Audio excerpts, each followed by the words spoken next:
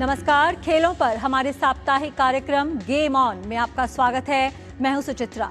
इस कार्यक्रम में हम इस सप्ताह खेल जगत से जुड़ी तमाम हलचल की बात करेंगे।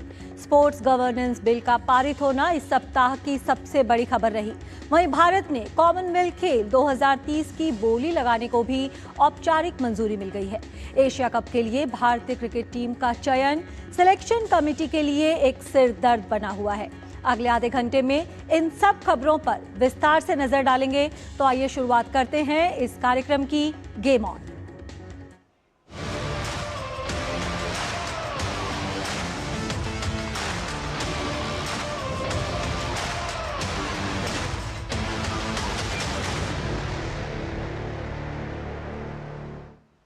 संसद के दोनों सदनों में राष्ट्रीय खेल प्रशासन विधेयक 2025 और राष्ट्रीय डोपिंग रोधी संशोधन विधेयक पारित हो गया है।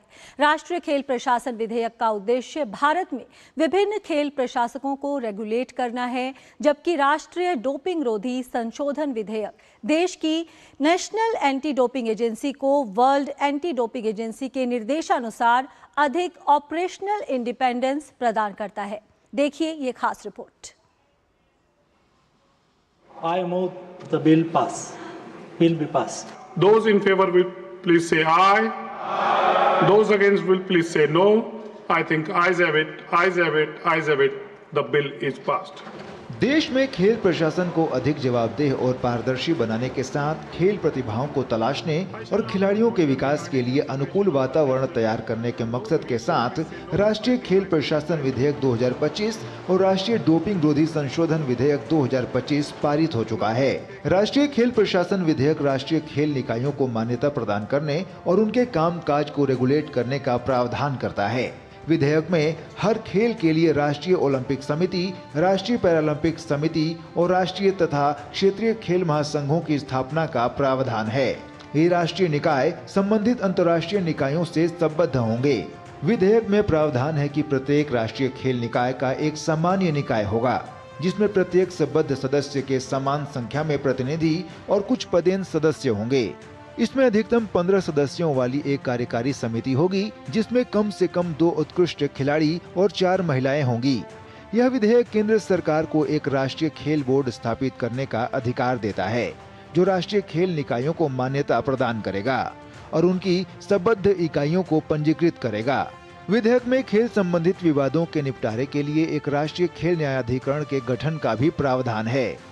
इस विधेयक को पेश करते हुए युवा कार्यक्रम और खेल मंत्री मनसुख मांडविया ने कहा कि सरकार महासंघों के चुनाव, महासंघों के भीतर खिलाड़ियों के चयन में पारदर्शिता लाने और महिलाओं का प्रतिनिधित्व बढ़ाने के लिए यह विधेयक लेकर आई है।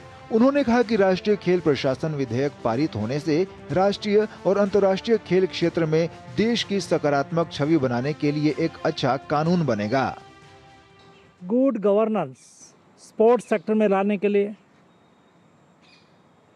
नेशनल स्पोर्ट्स गवर्नेंस बिल पहले लोकसभा में और आज राज्यसभा ने पारित करा।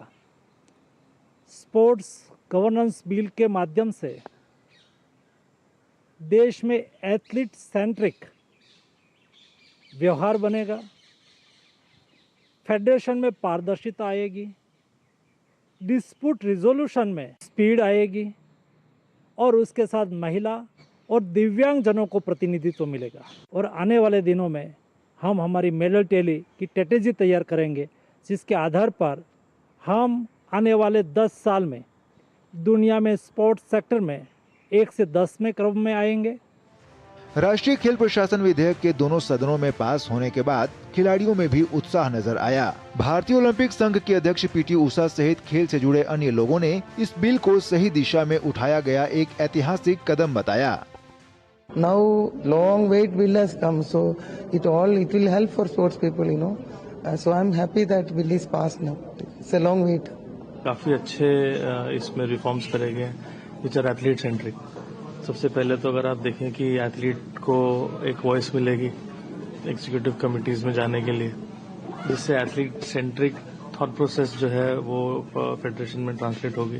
जितने भी विवाद हैं फेडरेशन की वजह से जो एथलीट सफर करते हैं या फिर एथलीट्स को लेके जो फेडरेशन की तरफ जो विवाद है वो सारे very easily address हो पाएंगे। The bill will will give more opportunities to be athlete centric, to have a clear channel for the athletes to voice out their opinions, their requests, and at the same time there will be clear transparency and better governance. राष्ट्रीय doping रोधी विधेयक 2025 की बात करें तो यह विधेयक राष्ट्रीय डोपिंग रोधी अधिनियम 2022 में संशोधन करेगा। यह अधिनियम खेलों में डोपिंग के विरुद्ध यूनेस्को कन्वेंशन को प्रभावी बनाता है। इससे खेलों में डोपिंग पर प्रतिबंध लगेगा। यह डोपिंग रोधी नियमों को लागू करने के लिए राष्ट्रीय डोपिंग रोधी एजेंसी नाडा की स्थापना करता है। यह नाडा की गतिविधियों की निगरानी और केंद्र सरकार को डोपिंग रोधी नियमों पर परामर्श देने के लिए राष्ट्रीय खेल डोपिंग रोधी बोर्ड की भी स्थापना करता है। नाडा के लिए स्वतंत्रता मिल गया है तो एक बोर्ड भी है, ऊपर वो बोर्ड और एंटी डोपिंग का बारे में गवर्नमेंट को और नाडा को they'll give guidance also and it is good and it should be very strict also. पहले तो ऐसा नहीं था।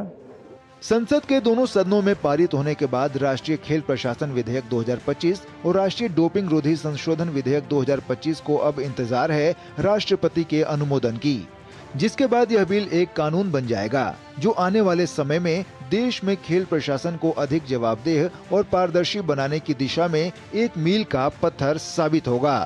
Sports desk, DD news. भारतीय ओलंपिक संघ की विशेष आम बैठक के दौरान 2030 राष्ट्रमंडल खेलों के लिए बोली को औपचारिक मंजूरी मिल गई। भारत ने 2030 राष्ट्रमंडल खेलों की मेजबानी के लिए पहले ही रुचि पत्र प्रस्तुत कर दिया है। हालांकि अगर देश को मेजबानी मिलती है तो इसकी मेजबानी कौन सा शहर करेगा, इस पर फिलहाल कोई अंतिम फैसला नहीं लिया गया है। 2030 राष्ट्रमंडल खेलों की मेजबानी के लिए बोली लगाएगा भारत। आईओए की एसजीएम में बोली लगाने को मिली औपचारिक मंजूरी। भारत ने 2010 में की थी राष्ट्रमंडल खेलों की मेजबानी। खेल के विश्व पटल पर देश की धमक लगातार परवान चढ़ रही है। चाहे खिलाड़ियों के प्रदर्शन की बात हो या मेजबान के तौर पर खुद को सामने रखने की, अब इस कड़ी में एक और अध्याय जुड़ने के करीब है। देश आधिकारिक तौर पर राष्ट्रमंडल खेल 2030 की मेजबानी के लिए बोली लगाएगा। भारतीय ओलंपिक संघ की बुधवार को आयोजित हुई विशेष आम बैठक के दौरान इस बात को औपचारिक मंजूरी मिल गई। बड़ी बात ये रही कि एसजीएम में सर्वसम्मति से इस बात पर मुहर लगी। भारत ने 2030 राष्ट्रमंडल खेलों की मेजबानी के लिए पहले ही रुचि पत्र प्रस्तुत कर दिया है। यूनानिमसली ये बिड का प्रोसेस शुरू हो गया है अभी तो and I think before 2031 this August 31 the proposal will be we are going to submit.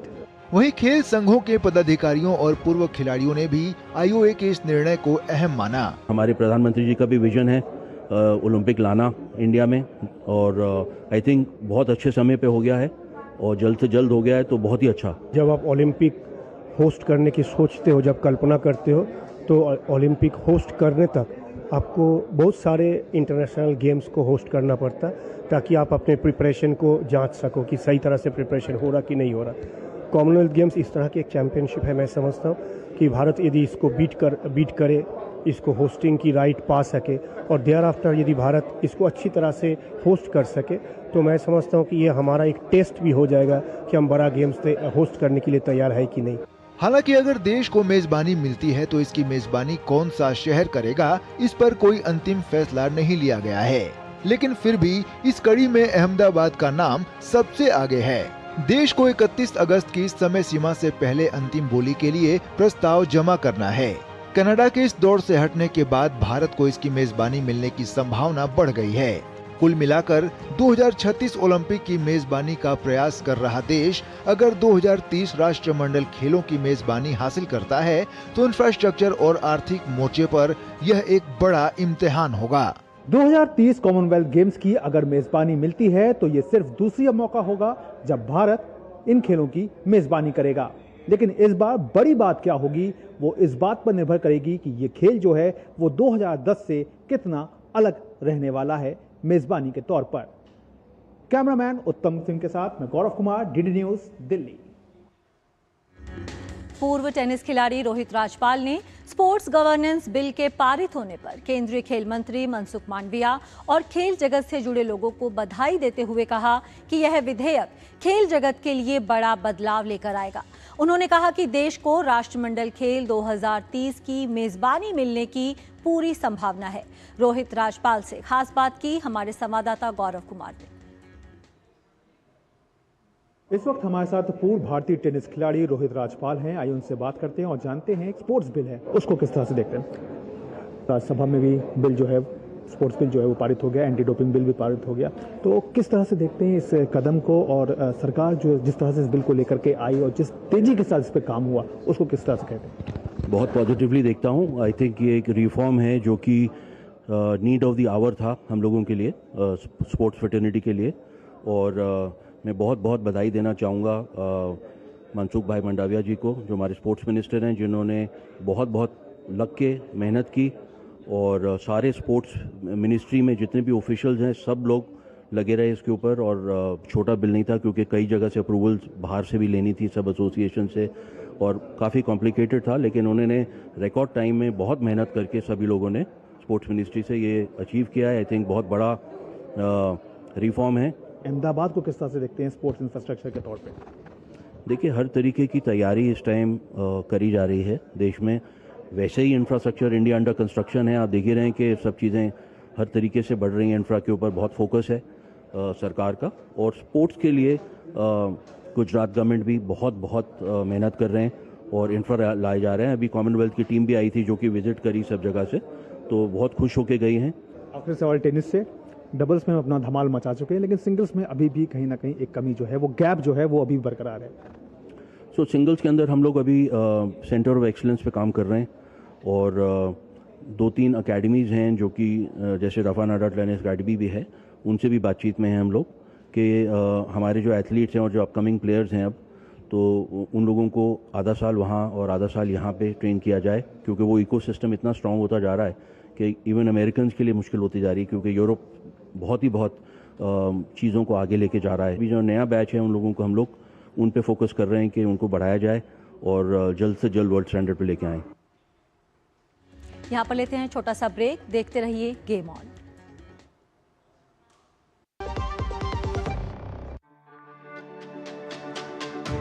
मेरी पसंद, मेरी पसंद, मेरी पसंद, मेरी पसंद, हमारी पसंद, हम सबकी पसंद। मजबूत देश का मजबूत सरिया हो गया स्टील। ब्रेक के बाद बात करते हैं क्रिकेट की। एशिया कप क्रिकेट की शुरुआत 9 सितंबर से होने जा रही है। भारतीय चयन समिति के लिए इस बार एशिया कप का दल चुनना किसी कठिन इम्तिहान से कम नहीं है। दावेदारों की लंबी फहरिस्त के बीच जगह सीमित है, जिससे चयन समिति का काम काफी मुश्किल हो गया है। सबसे बड़ा सवाल ये है कि किन खिलाड़ियों को अंतिम 15 में मौका मिलेगा और किन्हें बाहर रहना पड़ेगा।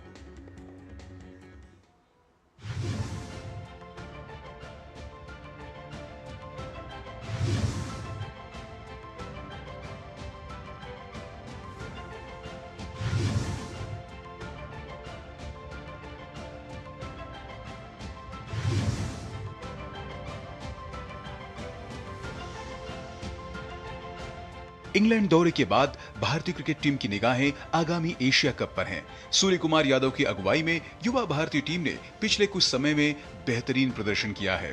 टीम ने पिछले 20 में से 17 मैच में जीत हासिल की है। भारतीय टीम के अच्छे प्रदर्शन में अभिषेक शर्मा, संजू सैमसन और तिलक वर्मा जैसे खिलाड़ियों का योगदान रहा। इसके बावजूद एशिया कप के लिए भारतीय टीम का चयन आसान नहीं होने वाला है। चयनकर्ताओं के पास इस बार विकल्पों की भरमार होगी और टीम चुनने के लिए एक नाजुक और बेहद महत्वपूर्ण संतुलन बनाने की जरूरत होगी। शुभमन गिल, यशस्वी जायसवाल, श्रेयस अय्यर, मोहम्मद सिराज और स्टार तेज गेंदबाज जसप्रीत बुमराह 9 से 28 सितंबर तक होने वाले एशिया कप के लिए उपलब्ध हैं। ऐसे में इनमें से किसी को भी बाहर रखना मुश्किल है। इनमें से कोई भी उस T20 टीम का हिस्सा नहीं था जो आखिरी बार फरवरी में खेली थी। शुभमन गिल, यशस्वी जायसवाल और श्रेयस अय्यर की भारतीय T20 टीम में वापसी की बात हो रही है। हाल ही में समाप्त हुई इंग्लैंड सीरीज में शुभमन गिल और मोहम्मद सिराज शानदार फॉर्म में नजर आए। इंग्लैंड से लौटते ही शुभमन गिल ने खुद को दलीप ट्रॉफी के लिए उपलब्ध करा दिया, जिसे बीसीसीआई और राष्ट्रीय चयनकर्ताओं को यह संदेश गया है कि वह हर तरह का क्रिकेट खेलने के लिए तैयार हैं।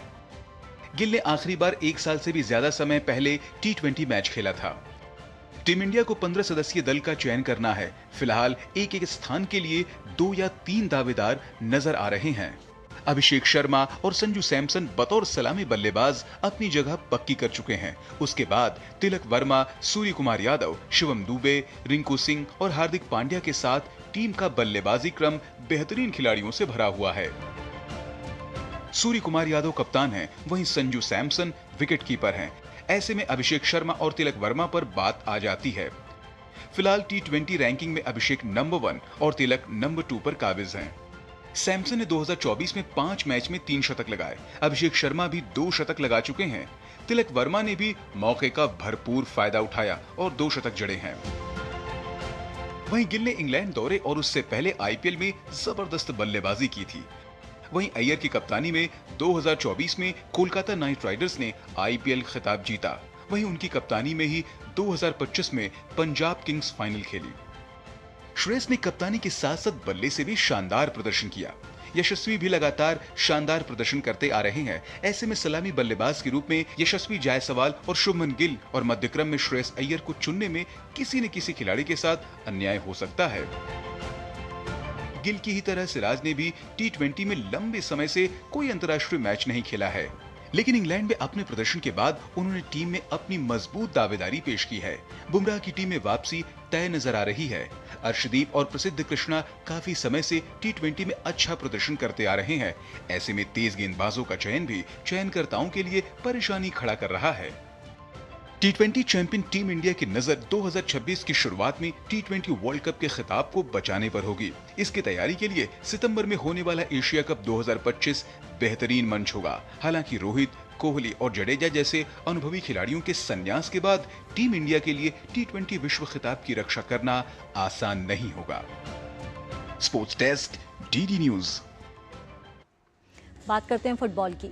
नए नियम और कुछ नई टीमों के साथ प्रीमियर लीग के नए सत्र का आगाज हो चुका है। लीग के पहले मुकाबले में गत विजेता लिवरपूल को बॉर्नमथ के खिलाफ जीत हासिल करने के लिए कड़ी मशक्कत करनी पड़ी। लीड्स यूनाइटेड, बर्नले और सनडरलैंड ने शानदार प्रदर्शन के साथ लीग में जोरदार वापसी की है। इस बार प्रीमियर लीग में कुछ नए नियम भी देखने को मिलेंगे।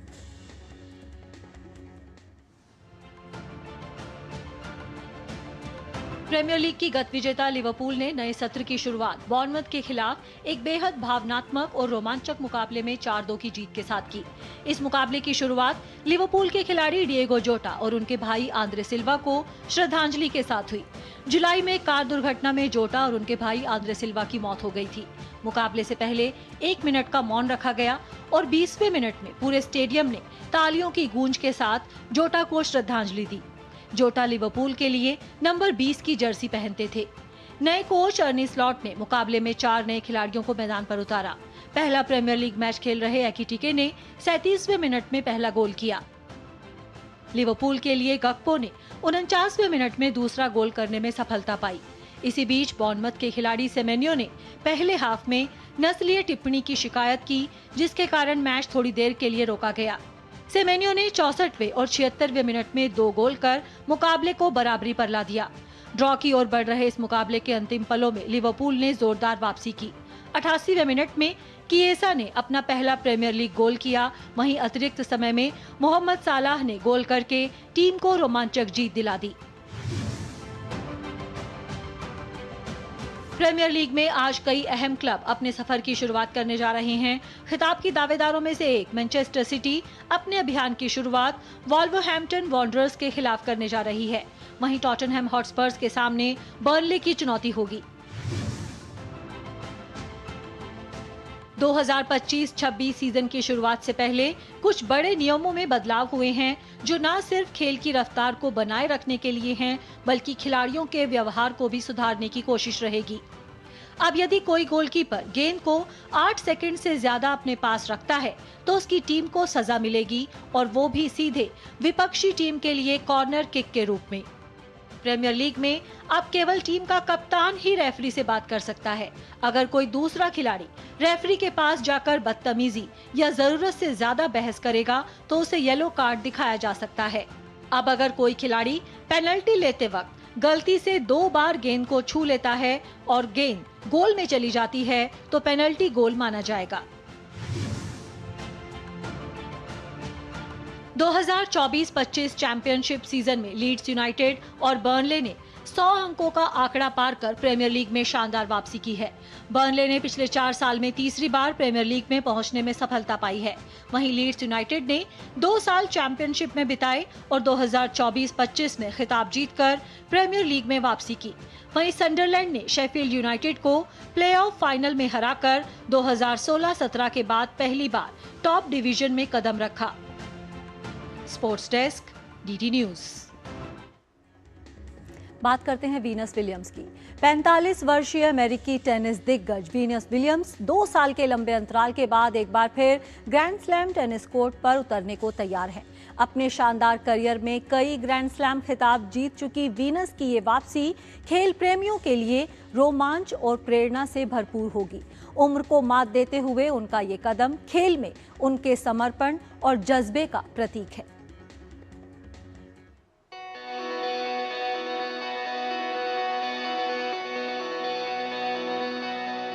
दिग्गज टेनिस स्टार वीनस विलियम्स 2 साल के अंतराल के बाद ग्रैंड स्लैम टेनिस में वापसी करने जा रही हैं।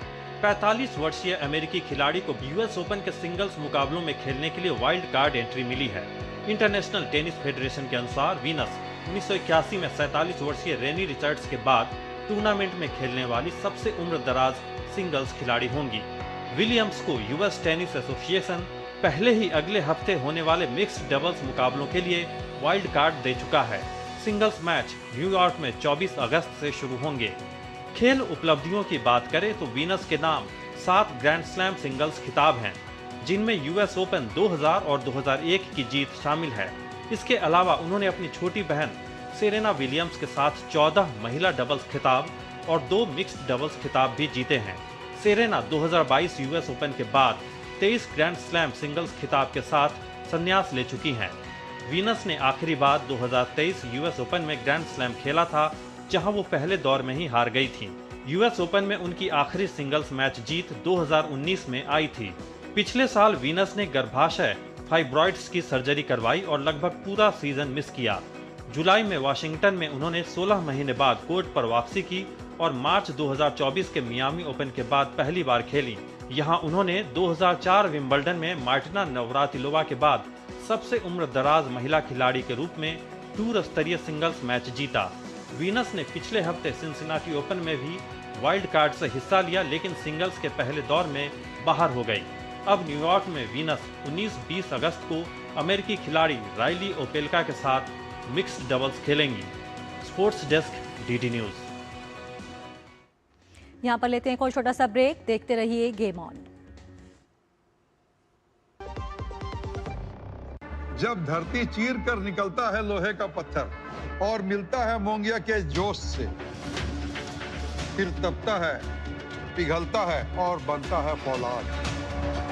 अब होता है सरिया सारी खूबियों के साथ। मोंगिया स्टील, मजबूत देश का मजबूत सरिया। ब्रेक के बाद स्वागत है और अब एक नजर डालते हैं इस सप्ताह की कुछ प्रमुख खेल खबरों पर। भारत की अंडर 20 महिला फुटबॉल टीम ने AFC अंडर 20 महिला एशिया कप 2026 के लिए क्वालिफाई कर लिया है। भारतीय टीम ने मेजबान म्यांमार को 1-0 से मात दी। इस जीत के साथ भारत का अंडर 20 महिला एशिया कप में खेलने का 20 साल लंबा इंतजार समाप्त हुआ। बिहार के राजगीर में आयोजित एशिया रग्बी अंडर 27 में भारतीय महिला टीम ने कांस्य पदक जीता। तीसरे स्थान के लिए हुए मुकाबले में भारत ने उज्बेकिस्तान को 12-5 से मात दी। मुंबई में आयोजित एक कार्यक्रम में महिला वनडे वर्ल्ड कप की ट्रॉफी लॉन्च की गई। महिला वनडे वर्ल्ड कप 2025 की मेजबानी भारत और श्रीलंका मिलकर करेंगे। 30 सितंबर से शुरू होने जा रहे महिला वनडे वर्ल्ड कप का फाइनल 2 नवंबर को होगा। टूर्नामेंट का पहला मुकाबला भारत और बांग्लादेश के बीच खेला जाएगा।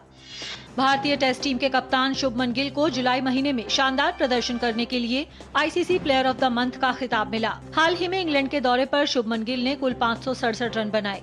यही नहीं, उन्होंने इंग्लैंड की सरजमी पर दोहरा शतक लगाने में भी कामयाबी हासिल की थी। ये चौथी बार है जब गिल को ये अवार्ड मिला है। ब्रिटेन के प्रतिष्ठित एस्कॉट रेस कोर्स में आयोजित शेरगर कप 2025 में भारतीय घुड़सवार सूरज नारेडू ने इतिहास रचा। मैजिक मैन ऑफ इंडिया के नाम से मशहूर 40 वर्षीय नारेडू की कप्तानी में टीम एशिया ने पहली बार में ही खिताब जीतकर नया कीर्तिमान बनाया। रोमांचक मुकाबले में एशिया ने यूरोप को महज 1 अंक से पछाड़ा। भारत की नम्रता बत्रा ने चीन में आयोजित वर्ल्ड गेम्स में महिलाओं के 52 किलो भार वर्ग में रजत पदक अपने नाम कर लिया। भारत के लिए वर्ल्ड गेम्स में वुशु में ये पहला पदक रहा। भारतीय मुक्केबाज रितिका ने एशियन अंडर 22 बॉक्सिंग चैंपियनशिप में हैवीवेट वर्ग में स्वर्ण पदक जीता। रितिका के स्वर्ण पदक ने बैंकॉक में आयोजित एशियन अंडर 19 और अंडर 22 बॉक्सिंग चैंपियनशिप 2025 में भारत के अभियान का शानदार समापन किया। भारतीय टीम ने दोनों आयु वर्गों में कुल 27 पदक जीते। देश में स्कूली स्तर पर आयोजित होने वाली सबसे बड़ी फुटबॉल प्रतियोगिता सुब्रोतो कप के 64वें संस्करण का आगाज 19 अगस्त से होने जा रहा है। इस प्रतियोगिता में देश और विदेश से मिलाकर तीनों श्रेणियों में कुल 106 टीम खिताब के लिए मुकाबला करेंगी। श्रीनगर की मशहूर डल झील में 21 से 23 अगस्त तक होने वाले पहले खेलो इंडिया वाटर स्पोर्ट्स फेस्टिवल के शुभंकर का अनावरण किया गया। इस प्रतियोगिता में देश भर के 36 राज्यों और केंद्र शासित प्रदेशों से 400 से अधिक खिलाड़ी हिस्सा लेंगे। इस खेल आयोजन का शुभंकर हिमालयन किंगफिशर है। भारत के गुलवीर सिंह ने पुरुषों की 3000 मीटर की दौड़ में अपना ही राष्ट्रीय रिकॉर्ड सुधारा। गुलवीर सिंह ने 7 मिनट 34.49 सेकंड में ये दौड़ पूरी की। बुडापेस्ट में आयोजित हंगेरियन एथलेटिक्स ग्रां प्री में वे 5वें स्थान पर रहे। गुलवीर सिंह यूरोप में अपनी पहली ट्रैक रेस में हिस्सा ले रहे थे। 9 दिन तक चला चेन्नई ग्रैंड मास्टर्स शतरंज टूर्नामेंट संपन्न हो गया है। भारत के प्रणेश ने चैलेंजर खिताब जीता, वहीं जर्मनी के विंसेंट कीमर ने मास्टर्स खिताब जीतने में कामयाबी पाई। कीमर ने अंतिम राउंड में अमेरिका के ग्रैंड मास्टर रे रॉबसन पर जीत दर्ज की। वे प्रतियोगिता में अविजित रहे और उन्होंने कुल 7 अंक हासिल किए। क्रिस्टल पैलेस ने लिवरपूल को मात देकर कम्युनिटी शील्ड जीतने में कामयाबी पाई। निर्धारित समय तक स्कोर 2-2 से बराबर रहने के बाद एफए कप की विजेता क्रिस्टल पैलेस ने लिवरपूल को पेनल्टीज में 3-2 से मात दी। European champions Paris Saint Germain ने टॉटनहैम हॉटस्पर को मात देकर यूएफा सुपर कप जीतने में कामयाबी पाई। निर्धारित समय तक स्कोर 2-2 से बराबर रहने के बाद मैच का फैसला पेनल्टी शूटआउट में हुआ, जहां पीएसजी ने 4-3 से बाजी मारी। इस हार के साथ टॉटनहैम 3 महीनों में दूसरी यूरोपियन ट्रॉफी जीतने में नाकाम रही। यूएफा के फैसले के खिलाफ की गई क्रिस्टल पैलेस फुटबॉल क्लब की अपील कैस ने खारिज कर दी है। क्रिस्टल पैलेस को रेलीगेट करके यूरोपा लीग से तीसरे टियर के कॉन्फ्रेंस लीग में भेज दिया गया है। Sports desk, DD news. तो गेम ऑन में फिलहाल इतना ही। अगले शनिवार शाम 6 बजे कुछ नई खबरों के साथ आपसे फिर होगी मुलाकात। हमारी पूरी टीम को दीजिए अनुमति। नमस्कार।